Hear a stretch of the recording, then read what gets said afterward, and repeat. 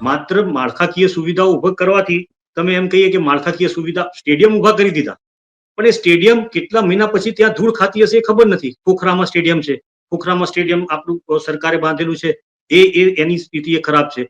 આપણે હમણાં એકદમ તાજી વાત કરું તો યુનિવર્સિટીમાં આપણું ગુજરાત યુનિવર્સિટી ના પ્રાંગણમાં આપને ખબર છે બહુ મોટું કેમ્પસ છે ત્યાં, અને વર્ષોથી ત્યાં હતા જ ઘણા બધા બેડમિન્ટન, ટેનિસ, બરોબર, ઘણી રમતો ત્યાં રમાતી હતી.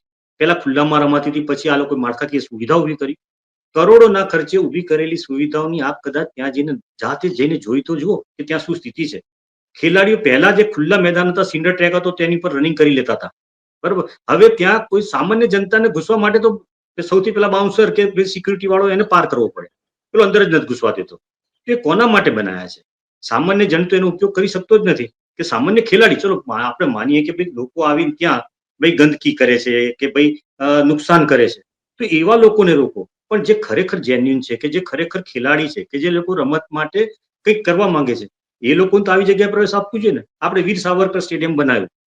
આ ખરેખર જો અમદાવાદમાં બનેલું સ્ટેડિયમ અમદાવાદની આજુબાજુના વિસ્તારમાં રહેનારા લોકોને પણ પૂછો તો કે વીર સાવરકર સ્ટેડિયમની વિઝિટ કેટલા જણે કરી, અને નથી કરી તો કેમ નથી કરી?